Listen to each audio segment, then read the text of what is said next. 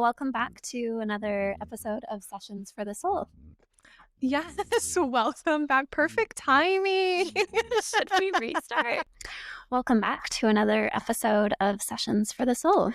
Yes, welcome everyone. We're so excited to dive in today. Yeah, we're going to be doing something a little bit different this time. We're actually starting this new thing. Starting with this episode where we're going to be answering some questions from the audience. And so if you did not catch the first round of entering in your questions that you have, that could be like questions about relationship stuff, mental health, emotional health, life in general. You can even ask us questions, like personal questions. Yes. Us and our life and things that you want to know. But we have in the link in our bio on socials, and we'll put it in the episode description too. We'll just like link to the form. It's completely anonymous. Like when you submit a question, we don't even know who's submitting it unless you put your name. So that's like a little disclaimer there that it's as private as you want it to be. Exactly. So we did have 4 people write in, and so we're going to go through those questions for this episode, which I'm so excited about. Yes, I'm so excited. This is just such a like great way for us to interact with you guys who are listening and who follow the show, and also like for us to exercise our like coaching skills and kind of really like dive in, provide insight and tools, and just get to kind of like be closer, and also for you guys to feel like, you know, to be a part of this. So please write into us. We're here. We're excited to do this. Mm-hmm. Yeah. I feel like these episodes are going to really resonate with people too. Like, because this is like real life stuff. Yeah, exactly. Like it's so relatable. Even like some of these questions on here, I feel like all of us in one way or another have either been in this situation or know someone in this situation. And either like whether we're providing insight to your own experience or we're providing insight for like you to give a friend or whatever, like it's here for our listeners. Yeah. So I personally love a good podcast that like answers questions, whether they be live or just like write in questions. And most of them don't apply to me, but I'm like, I just love listening to like different perspective. And yeah, like you said, you know, we have so many people in our life, friends, family, etc., who are going through things. And so it just gives you like a little perspective into what people might be going through and how you can support them. So, absolutely. I love it. Well, let's dive in. Do you want me to read the first one? Go for it. Okay, so the first one is anonymous. They requested to remain anonymous. So the question is, or the scenario is, I have a friend I've known for years, and lately it feels like I'm always the one initiating. I text, I check in, I make the plans, but they rarely do the same. I'm starting to wonder if they actually value the friendship or if I'm just forcing it to stay alive. Is this just a busy season for them, or is this a sign I need to let it go? Ooh, I love this question because I think it can be answered so many ways, right? Like, and it also, I think, you know, it depends on what your values and like what you really want out of a friendship, right? Like, because I know people in my own life that I'm related to, that like I'm close with, who maybe go through phases of like really disconnecting, withdrawing, going inward, right? And I know when that's happening that like it has literally nothing to do with me because I know the person, right? And I know what they're up to, and I know like they're probably in the thick of it. And so I think that there's probably context that we should consider when like really understanding how to approach something like this. And also, like I said, like considering what's important to you, like what are your values? Because if it's for you, if it feels like, well, I desire this type of friendship and they're not capable of giving it to me in this season of life, then that's a different, you know, story in the sense of that, like, okay, so then maybe finding or considering, you know, finding connection that supports that might be more in alignment with like what you're needing in this season and things like that, if that makes any sense. But I don't know, what are your thoughts on this? I'm curious. Yeah, I think I agree. Like context is so important, and there could be so many different things going on here. I think a lot of times, like if we're at the tail end of our 20s, which is insane.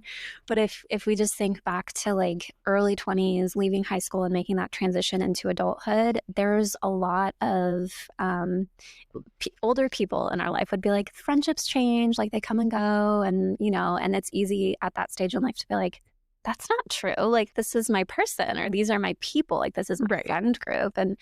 And just recognizing that sometimes in life, like you just start walking different paths, and sometimes you outgrow each other in different ways. um and that's okay, and it can be nice to like try and check in if that's something like it sounds like this person is trying to check in and trying to make plans, but it's not always met with reciprocity or even like maybe openness to engage in those things. And so I guess sometimes it's a matter of like grieving past relationships and just recognizing like these not all relationships last a lifetime, and that can Right. feel really sad and painful. And I think at the same time, there's, and we've just like you and I have been through this season, where there's not always like the capacity or emotional availability to engage. And that's okay too. Like, Yeah. we all walk through seasons where we have greater capacity for friendship and connection and relationship, or to rekindle or to like, maintain a relationship. And we all go through seasons where we just like don't have that capacity. So, Absolutely. I think that you bring up such a good point too of like, as we get older, our like what's on our plate changes, you know? So yes. like obviously we don't know the context of this, but like if someone has kids or if someone has, you know, depending on like what their workload is like, there are different factors that sort of like can contribute to like maybe why they aren't communicating the way that they are. And then also, like you said, just like reflecting more on that, like that transition from like being when we're in school together, like, I mean, in high school, we saw each other literally every day. Like, Mhm. we had scheduled social time Yeah. because we went to school together every day. And then when you graduate, when you go to college, when you, or even if you just move to different cities, like whatever that looks like, um, yeah, things do evolve. And you know, sometimes too, I think just perspective to consider, and I think you and I can like speak to this too, is um maybe this person, like it's not out of a place of like, I don't want to connect with them or like I don't care or love this person. Maybe they feel some shame about where they're at. Maybe they're moving through something really difficult that they haven't shared. And so like my suggestion honestly would be like to just like be really vulnerable and be brave and just say like, hey, I know this might seem like kind of strange to be bringing up, but I really miss you and I really love connecting with you. And lately, when I try to connect or make plans with you, it feels like you don't really have the space or like want to be there. And I'm just checking on you because I love you and I want to know, you know, if like right now is just a difficult season or maybe if you're ultimately like just don't have space for this right now or whatever, like however you want to frame it. But I would just ask for clarification because one, then it like the mind loves to wander, loves to tell a good story. Mhm. And that just like eliminates Yeah, the like the mystery, the questioning. for sure. Yeah. And then also like then it opens up the dialogue to where maybe like this person is really struggling and now they can actually like say, hey, like you know what? I'm so sorry. And what I think what we find most often in these moments is it actually doesn't have a lot to do with us and it has so much to do with where the person is and like where they're at in their journey. Yeah. And so for this anonymous, for anonymous, whoever you are, um, you know, I think like that might be a good way to kind of break the ice and like start the dialogue. Yeah, I agree. And I think too, sometimes people need like that invitation of like, not everyone, and I am definitely this person, I don't just like spill everything that's happening with me unless I'm prompted, usually. And Yeah. so sometimes if there's a distance and if this is a relationship or a friendship that you really value and is really important to you in your life, then it's worth reaching out and like being vulnerable and brave and asking that like uncomfortable question or sending that text or giving them a call and just saying like, hey, I really care about you. And like, I've noticed that you're super distant lately and I really value this friendship or this relationship. What's going on? Is everything okay? And like you said, the story that we can tell ourselves of like, I'm, initiating everything, or I'm never getting a text back and I must be the issue. And it's always like, we're very centered on like, it's always us, like we're always the issue. And it's probably not the case. Like, that's probably not true. Oh, for sure. Like if you struggle with like, anxiety, people pleasing, whatever, insert like insecurity here, because the reality, like I do that today, like, and when I get down on the ground most of the time, I'm like, oh, you know what?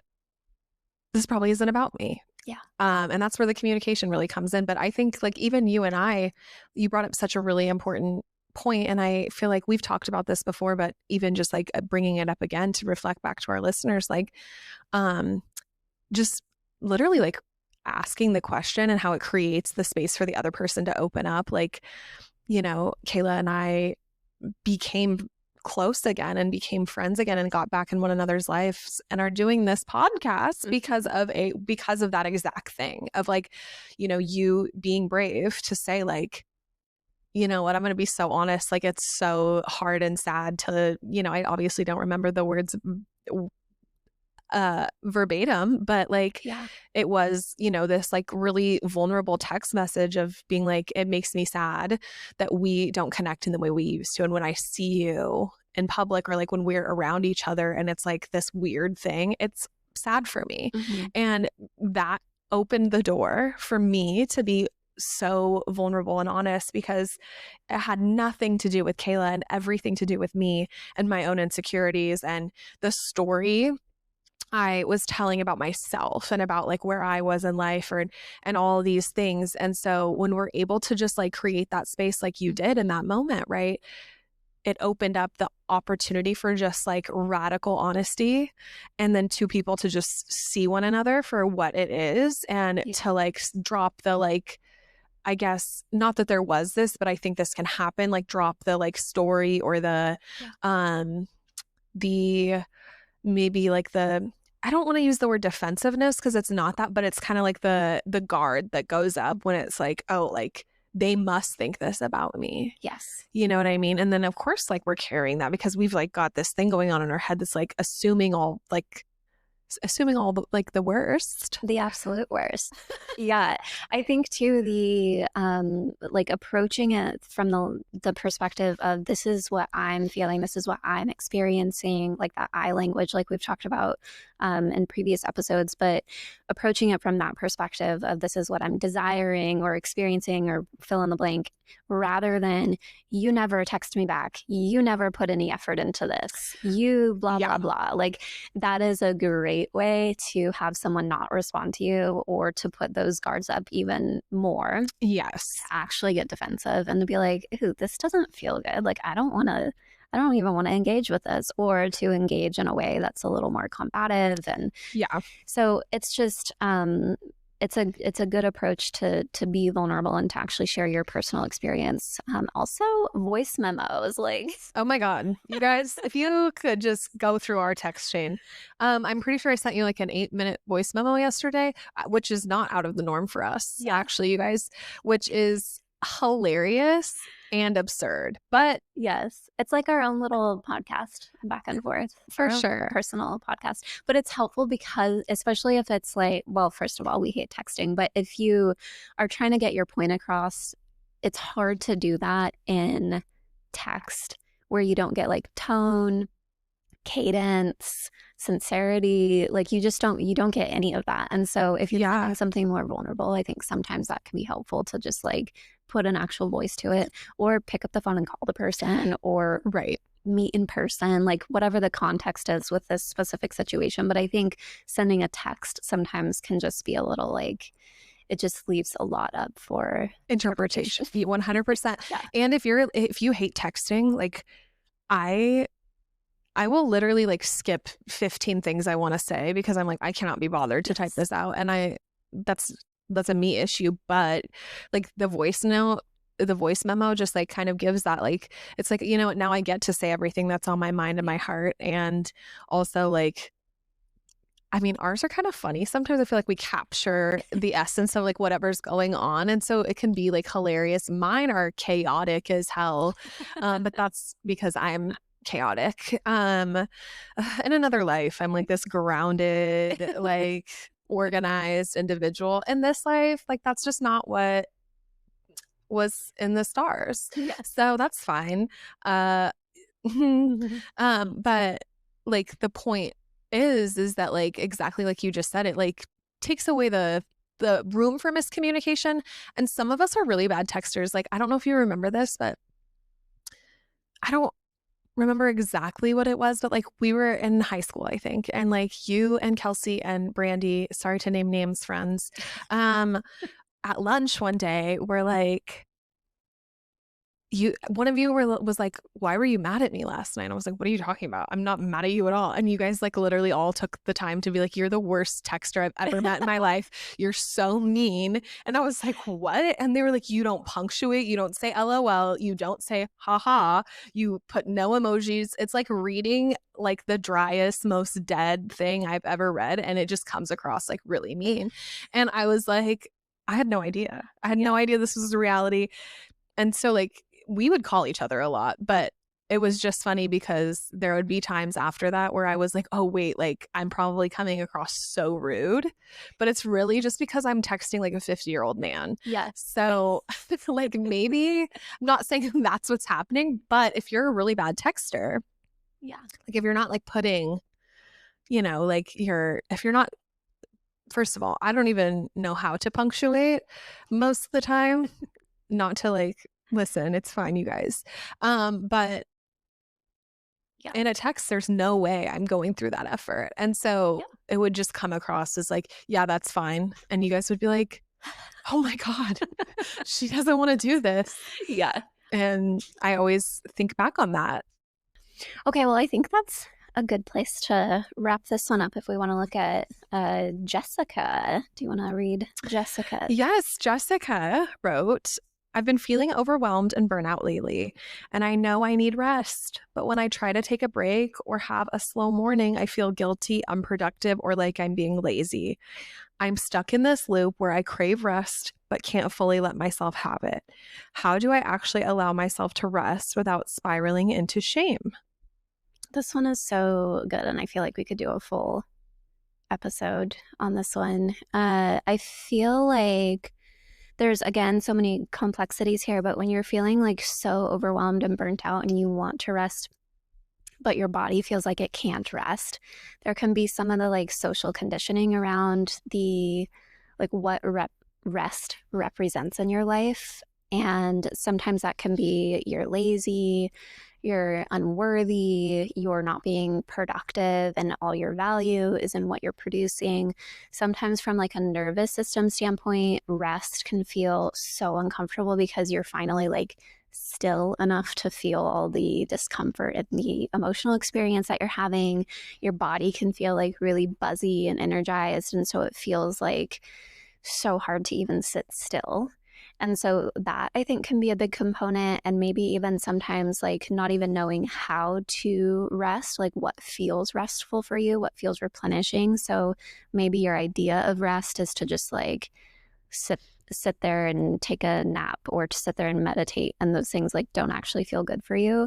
But maybe going for a walk feels restful, or I don't know, making yourself a cup of tea and journaling or reading a book. So like finding what actually feels restful and replenishing can also sometimes be helpful, because you're going in a direction that doesn't actually feel good for you. So those are kind of the initial thoughts that come to mind.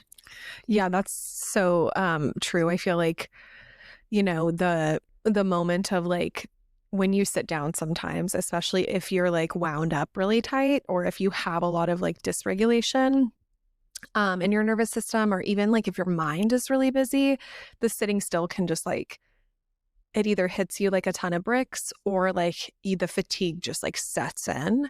Yeah. But yeah, I think touching, like you touched on so many important things. And like you said, we could honestly do like a whole episode on this concept, this topic, because this is like such a problem in our culture.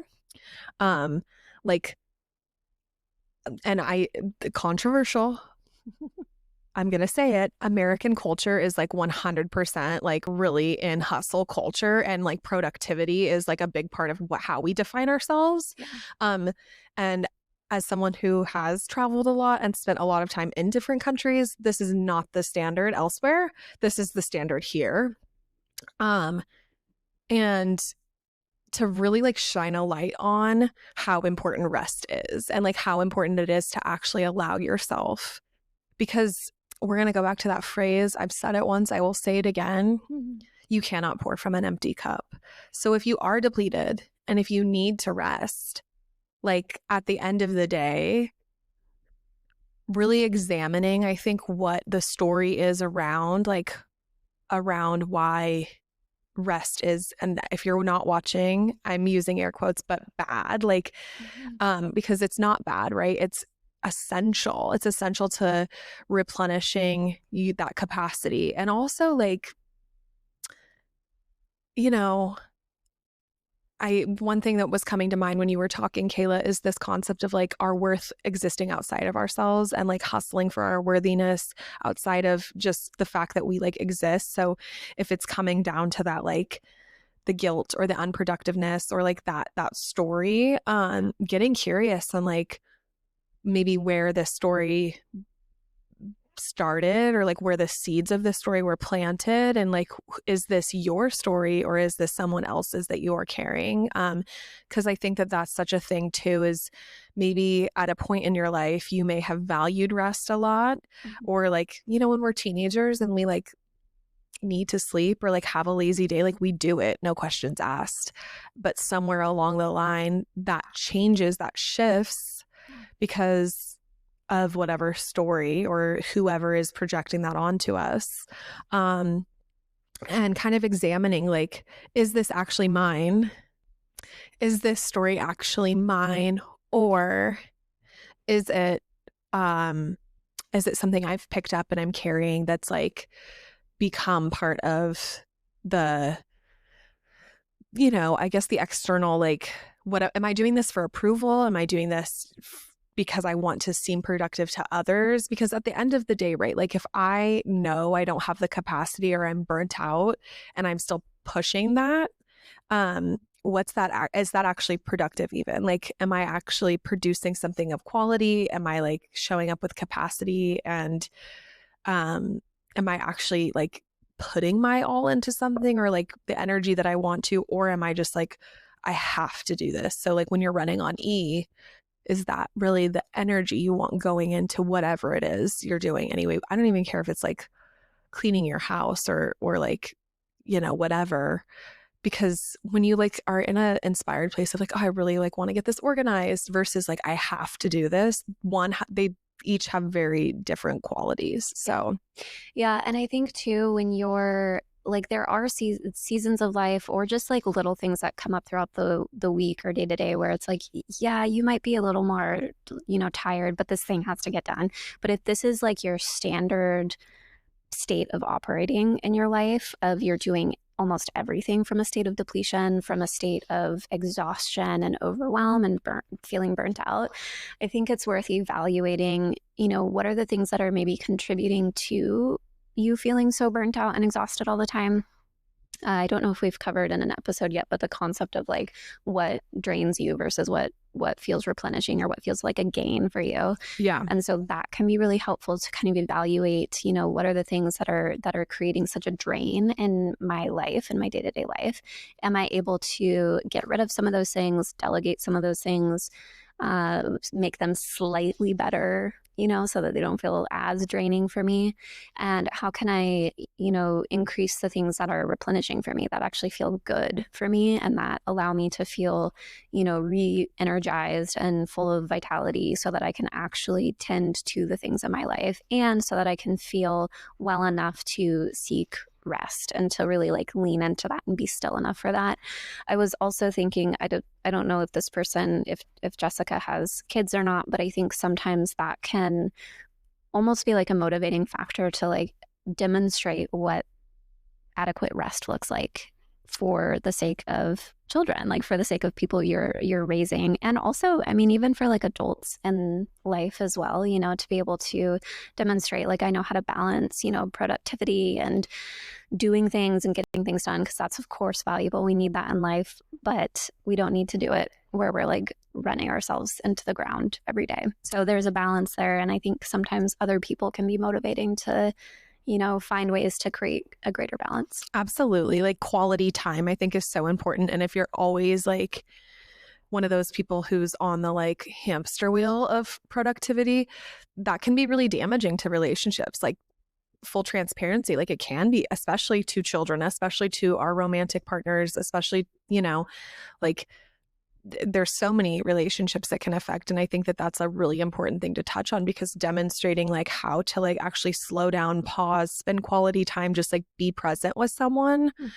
That is like such a valuable thing, because at the end of our lives, right? Like when we look back, we're not going to be like, I'm so glad I didn't sit down on the couch and read that book with my kid. Yeah. We're going to be like, wow, I should have sat down and read the book more, you know? And so whatever like that slowness or stillness or rest is like looking like for you, you know, really like reflecting on like I love that you mentioned like what's the gain of it, because it's not just like replenishing. It's also like, what's like what's happening here? Like what memory or like what like core experience or emotion is like actually being formed. And if I'm depleted as a parent, as a partner, as whatever, as just an individual, like I'm probably not, I'm assuming I'm not showing up as my best self. And when that happens, like nobody likes that feeling. At the end of the day, we don't look back and be like, I'm so glad I responded to that person this way because I'm on E and like I'm showing up like an asshole. Not saying that Jessica is, but like I know how I get when I'm burnt out. Girl, I can be like so moody for no reason. And I'm like, what the I get so embarrassed because I'm like, look at how you're acting. Go take a nap. Say no. Yeah. You know what I mean? And so it's like really like, I think it's examining kind of like what your body is really requesting of you. And then also like when it comes to the shame element, right? Like I think sitting in the discomfort, learning to sit in the discomfort of like, this is really uncomfortable and I'm going to sit through this and I'm going to like challenge myself to lean into that discomfort of resting, even though my body is like, you need to produce, you need to be doing something, whatever, like my mind, my body, whatever story is being spun, right? Or like how uncomfortable it feels, like leaning into the discomfort. I think that that's like a theme in all of this work. Because I know we've mentioned this before, like in different contexts, but it is kind of like, it's noticing the tendency of what we're like patterned to do and acknowledging it, but not acting on it. And that is where like we create the space to form a new pattern. And form a new space to actually like lean into something like, you know, just really meeting ourselves where we're at, I think is kind of like the essence of this. And shame is something that when you identify, acknowledge, and like name it to tame it, it actually like, that's where it stops. So if you're going to lay down or, you know, maybe in the evening, you're instead of whatever it is that you're feeling like you need to be doing, if you're pausing and creating some space to actually rest and be restful, then just naming like, I am feeling really uncomfortable. I feel like I'm lazy or whatever, just naming the experience. Like my body is really tired and I need to meet it where it's at. And I notice that my brain is telling me I'm not, insert whatever the emotion is, the feeling is, and that's okay. Like just really allowing yourself, like naming the experience to tame it. Like, oh, this is what's happening and that's okay because I'm still gonna rest regardless. So that's I think naming it to tame it might be like a good just identifying, because I can totally get how you like when we sit down like the hamster wheel, we can just hop on that thought and start running with it. And then it's not even restful rest anyway, because we're like so up here Yeah. on, Time. yeah, like on how we shouldn't be resting. Yeah. And that can't feel good, No. you know? Yeah, two other thoughts I was having is start small. Like if rest feels so uncomfortable for you, just start small. Like 5 minutes a day, non-negotiable rest, wherever you want to put that in your day and whatever you want that to look like. But starting small can be really helpful because you're just getting like little wins on the board in some ways. And it's also allowing your body, your nervous system, your mind to kind of start getting used to this process of, okay, we're going to take a moment of pause and of stillness.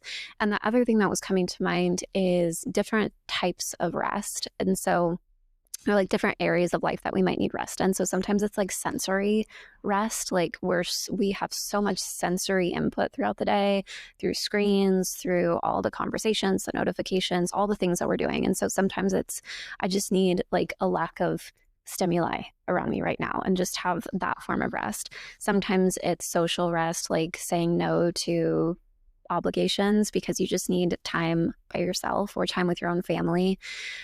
Emotional rest, mental rest, creative rest, all these different forms of rest. So sometimes it can be helpful to look at it through these like different categories of what kind of rest am I actually needing right now, and how can I kind of play around with these different categories to see what feels good. Absolutely. I love that. That's such a good point. And I think that that's like really the essence of it, right? Like really clarifying what it is that you're needing. And yeah, love that. That's like sparking inspiration for me, even in my own life. So I love that. yes, We love inspiration. yes, I think that like wraps that one up. Okay, so question number 3 is from Ashley. So, how do I listen to my inner knowing? I doubt myself so much and so often question what's the right choice. Yes. I think that this is like such a relatable question, just because so many of us like struggle with that, whether it's like because of like self-worth or just even like being a people pleaser. I feel like that a lot of the time can disconnect us from our intuition, um and anxiety like can be a huge point of like questioning ourselves. But just acknowledging that like I think in one way or another we can like a lot of people can relate to this. So I love this question. I always say that I envy people who are just like sure of stuff. Because I'm like, dang, that must be nice. And also like maybe you have moments where you're really sure, but then you doubt it because of, I mean, so many things. But I think, one of the things that's really coming to mind is, first of all, how to listen to your inner knowing. It's like really like, for me, what has come into play even more recently in my own life is like quieting the noise, the external noise, going inward, like journaling it out, like writing out like what's happening and really clarifying and understanding what the experience is, because sometimes it's really hard to like tune in when we have so much external, like, I don't know, obviously we don't have like the full context of this question or like what the doubt is specifically about, but just to speak to like some of these things of like maybe it's doubting a decision or like how to approach something or a relationship or a job situation. When you like get online or when you talk to friends or when you talk to family, whoever, right? Like everybody's going to bring their own experience into it and their own perspective or like what worked for them. And sometimes that can like create so much noise around our truth and how something feels to us or like what we're willing, like whatever journey or whatever we're willing to sit through. So I think the first thing is really like try to not rely on the external so much and really start to tune in. And before you go looking for input, like really get clear with yourself on how you feel, because then if you do decide to have conversations with other people, when they give feedback, Mhm. it's so much easier to be like, that I can feel that that's not true for me. Yeah. You know, that doesn't resonate or whatever, and like be more boundaried in that. And then two, also just like um understanding that like the right choice, Mhm. whatever choice you make is the right choice because it's the choice you're making. And listen, I get it. It's like nobody wants to hear that because we want like absolutes and we want everything to fit in a beautiful box with a bow.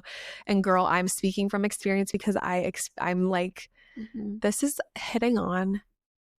I mean, this is hitting for me right now. I am struggling, folks, with my just in my own journey with something that has really brought this up for me. And like, obviously, we've talked about it, but Mhm. um, I think like for me, what I'm really leaning into right now and what I've learned just in my most recent experience with this is like being able to trust and surrender to like whatever's on your heart, even if it's uncomfortable, even if it's hard, whatever's coming up is like, no, this is like the decision I need to make. Even if there's resistance, like whatever really is weighing on you is probably the right choice. Mhm. And um, I think we're called to the right choice way quicker than we're able to like mentally come to terms with because Sometimes the right choice sucks. oh my God. So literally sometimes the right choice sucks. And it's also like sometimes it confronts our desires, how we feel. Like it can be so hard to sit in what's like right. Yeah. Um, because life is so complicated and Mhm. who, you know, so I feel it. But that's like my thoughts on it. I don't know what it Yeah. lay it on me, Well, girl. I think those are two great points of like turning the volume down on all of the external noise, and leaning into the people in your life that you actually like trust and value and respect their opinion, because we can really fall into the trap. And I know you and I have both talked about our own experiences with this. We hear from a lot of people who experience like the trap of scrolling online, social media, and seeing all the things that you should be doing according to these people who have a big platform. And of course, it's from their own life experience, their own bias. And so you start to compare in a lot of ways of like, oh, should I be desiring this for my life? Or is this the decision that I should make for my career, or the way that I'm parenting, or the way that I'm engaging in this relationship, or whatever it is? And so turning that volume down. And sometimes that means closing the apps, like just spend some time away from that, like set some boundaries. Also, set some boundaries sometimes with people in your life. Like maybe you have people not in the online space, but in your real face to face life who want to always throw opinions at you, and you should be doing this or shouldn't be doing this. And it can feel really confusing and can like muddy the waters of what's theirs versus what's yours, and what are you adopting versus what you actually want and know to be true for your life. And the other thing that's coming to mind, like you talked about, is we usually know we usually know what the quote unquote right choice is, or the next step that we need to take. It's usually pretty clear, and sometimes we don't want to take that step because it's painful, or because it's unfamiliar, uncertain what the outcome is going to be, or what the next steps from there are going to be. But usually we have some sort of that inner knowing, or the intuition, or the gut feeling that we get. Usually that's the indicator of like, this is what you should do next. This is the next step you should take. And we don't always want to listen. And so sometimes it can be helpful to reach out to a person that you actually trust and value their opinion, and to say, this is the situation that I'm in. This is kind of like what my gut feeling is telling me, but like, I don't know what to do next. And get their opinion and just use that as their perspective, and to just kind of use it as an opportunity for reflection, but not necessarily a prescription for what you need to do next. And so Yeah. there's that piece. And then I think too, again, just the concept of getting little wins on the board. Like if you have a really hard time trusting your inner knowing and your intuition, to to listen to it and to, like, in small ways, to listen to your intuition and to do that thing and to just see what happens, like test it out and to see what comes of it. And the more that you practice that muscle, essentially, the stronger it's going to get. And you're reinforcing, like, okay, like this is working out. This is a good process for me where I can trust my intuition. I can trust that like little inner voice that we all have, and everything's going to be okay. Yeah, absolutely. As you were saying that too, I was thinking about like how also ignoring it when we know something is like a good way to practice. Like, I'm not saying practice ignoring your intuition, but notice when you like know something and you do ignore it, like notice what that experience is like, because I think like maybe we can all relate to a degree, like how that we had a gut feeling, we knew something, we ignored it, and then like what happened on the other side of that, and then on the other side we're like, I knew and I should have. And instead of should having on yourself, instead of shoulding all over yourself, right, like instead like notice like, okay, so I did ignore my gut feeling, and what was the result of that? I think that can be really powerful too, because it kind of is like that. It's negative reinforcement, but it's still reinforcement of like, hey, like I knew this. Like my heart was telling me, my body was telling me, my guides, whatever.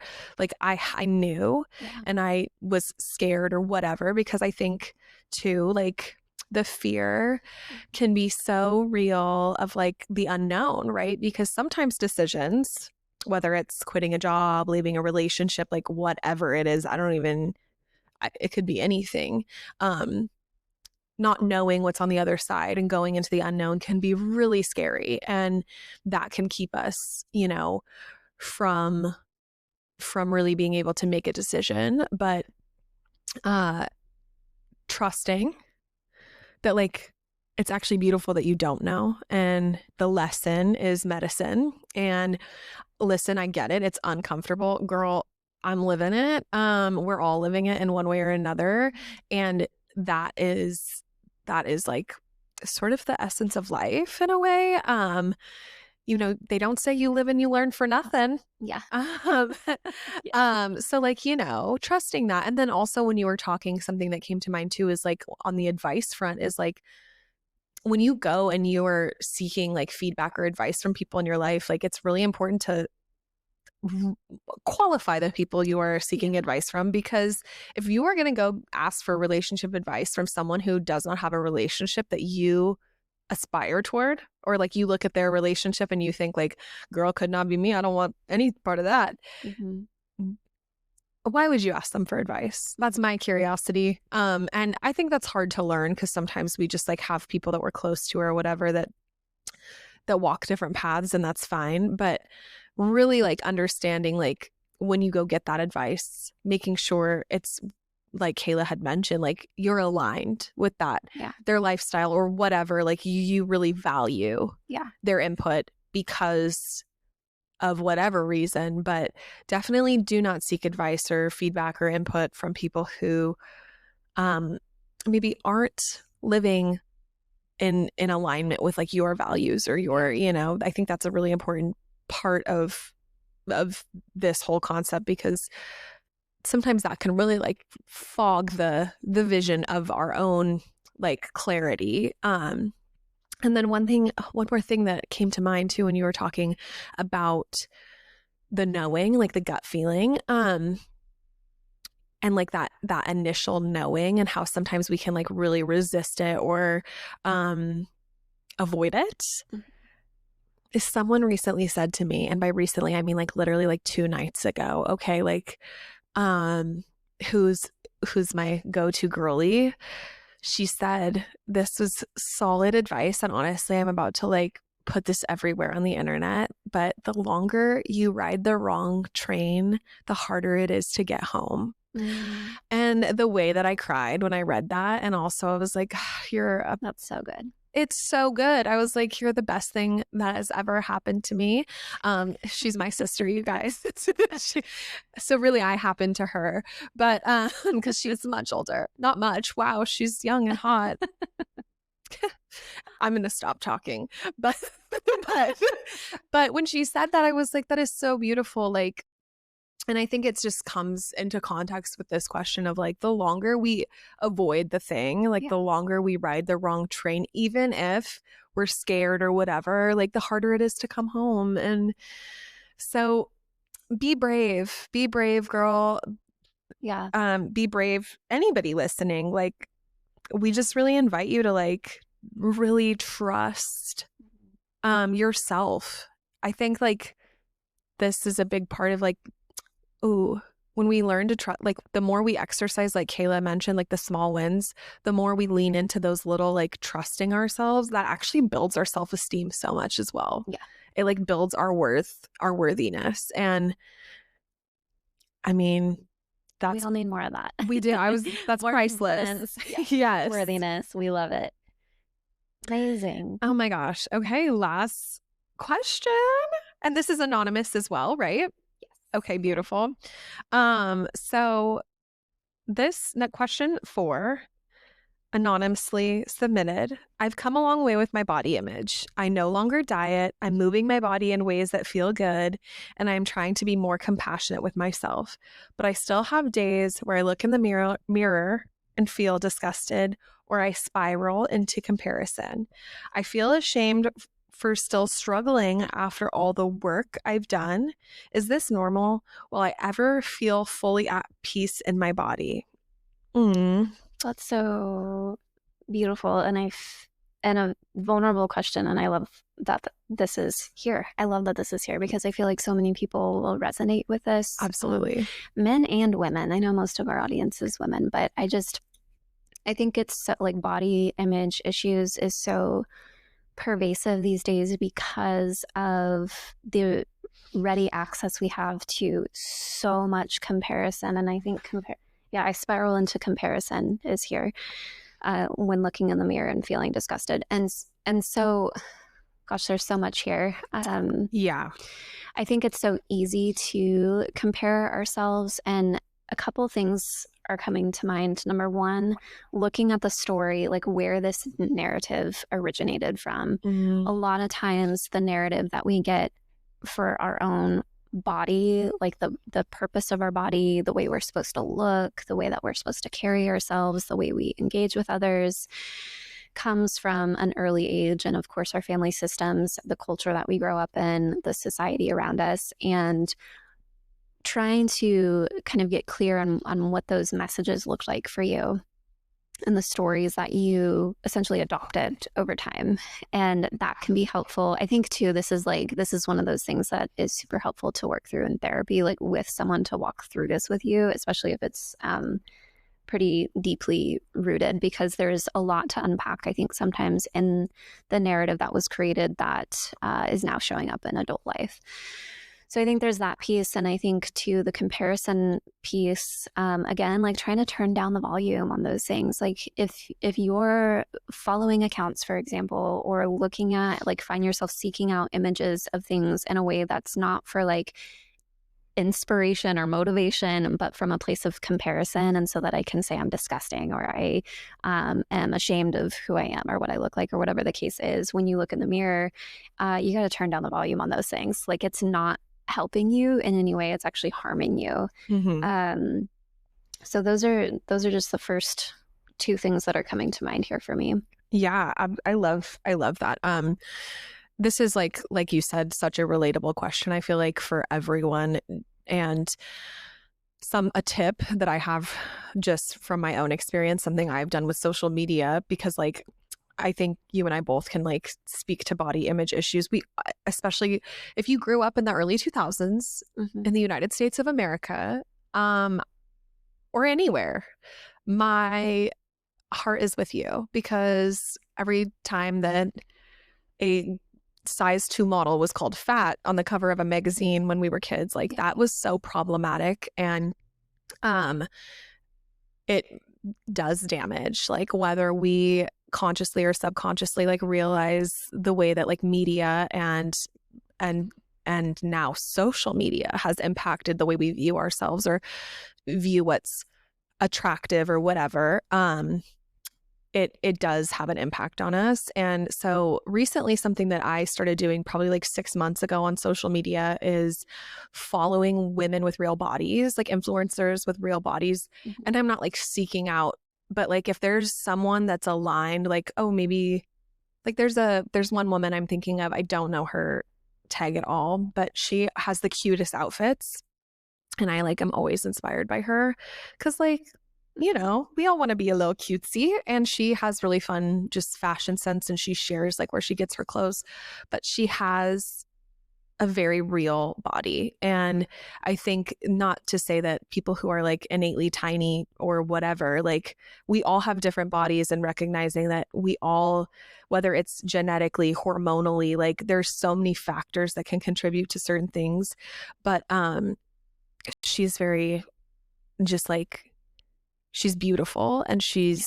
I mean, I would say like, I hate this. I'm going to use this term that's on the internet, mid-sized. Mhm. I'm using air quotes, you guys, because You're like what, normal like, size.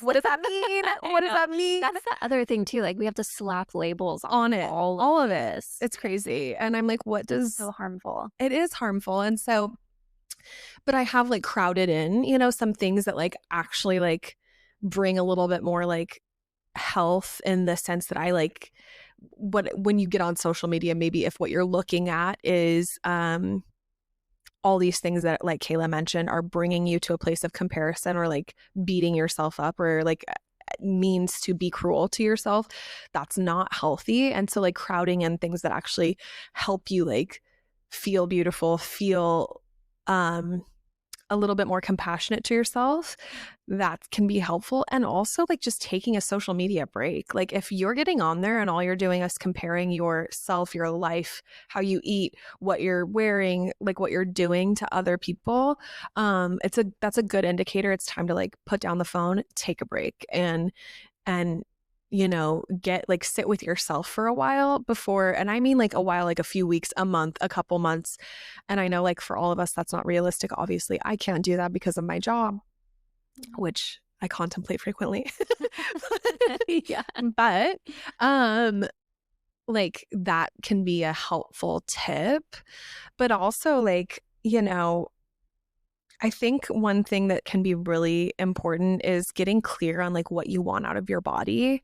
Like, are you looking for longevity? Are you looking to be healthy into your old age? Like, Yeah. what has your body done for you? And learning to just like be so kind to it, and be so compassionate, and hug yourself, hug the parts of you that you don't, take like intentional time to go to those parts of yourself that you usually would be really critical of and like avoid almost. Yeah. And like touch them, Mhm. hold them, like really like actually look at them and get familiar with them, and notice what actually comes up outside of the story. And I know that that can be like really vulnerable, but it actually helps you like get into your body and surrender to it. Mhm. Um, in a way that can be, I think, so much more powerful than like, you know, than those places of being hypercritical, and Yeah. because like I think, no judgment here as well. Just want to like say that, because been there. Yeah. Girl, I'll be there next week sometime. I'm in my luteal phase. It's about to turn up, okay? Like the volume. Get real dark. Things get real dark, folks. But Yeah. we have the tools. And that's, Yeah. something I was like thinking about as we've been talking about all of these, is just like the reality that we're human too. Yes. And that like we still struggle with, like we can relate to these, because like All in different ways. Yeah. 100%.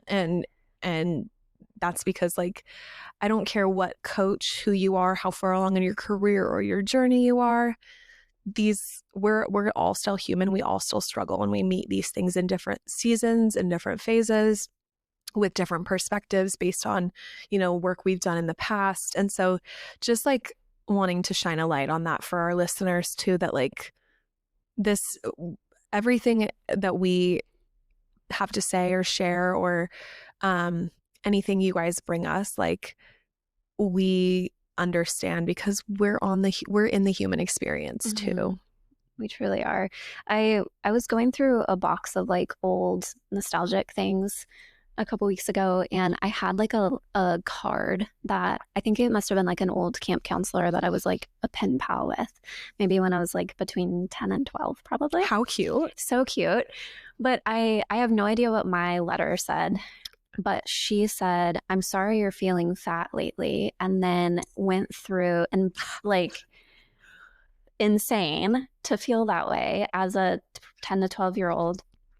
And she wrote back this whole thing, which I thought was like such beautiful wisdom of when you think about people in life or the way that you want people to remember you later in life, no one's talking about like, oh, she was so thin or she had beautiful curves or she was so strong and worked out all the time. Like, that's not how people remember us.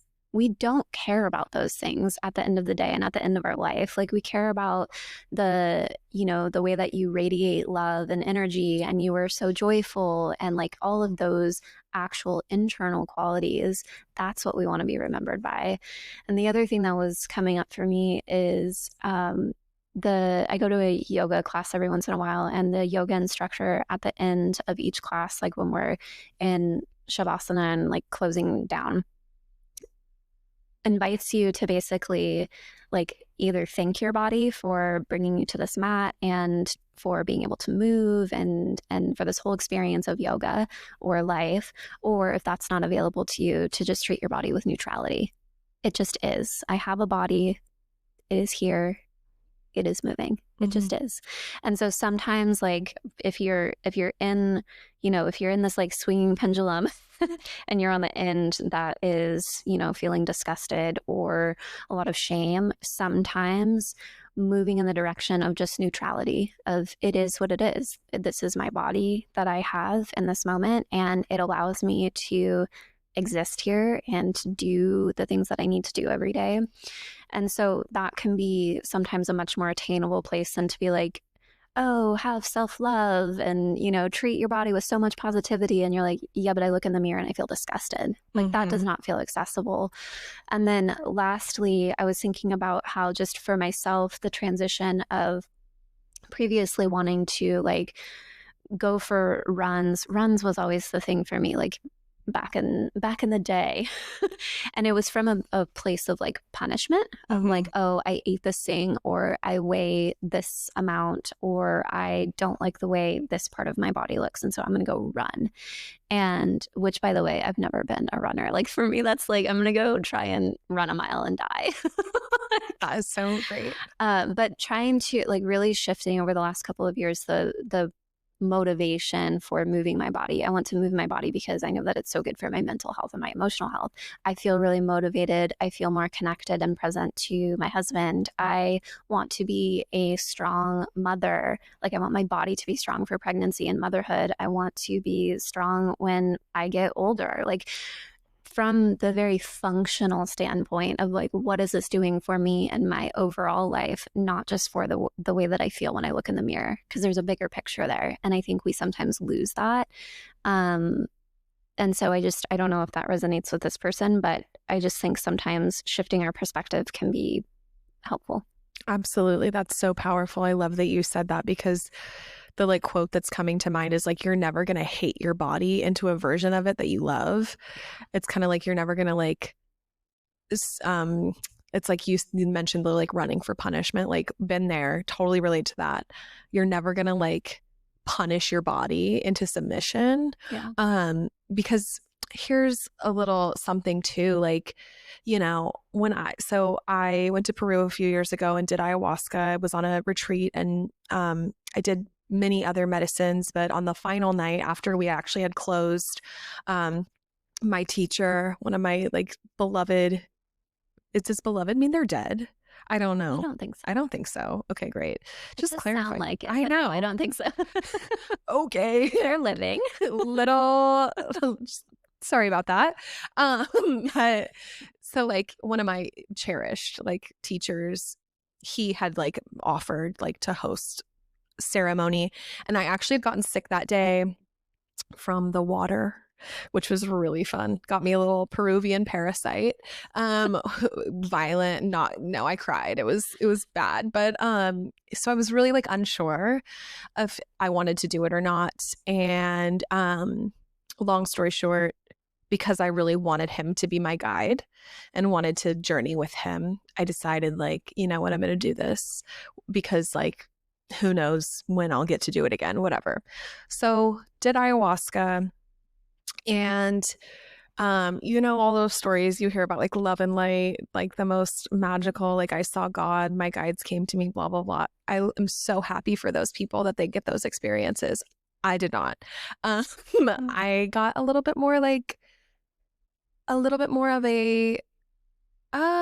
it wasn't like violent, or it was just very uncomfortable. It was very much confronting some realities of the Western world, and then also some realities of like my thinking about my body. It was like huge messaging about my body. And there was a portion of it where actually like I just kept fighting what my body was feeling. And I was feeling like, so like resist this feeling.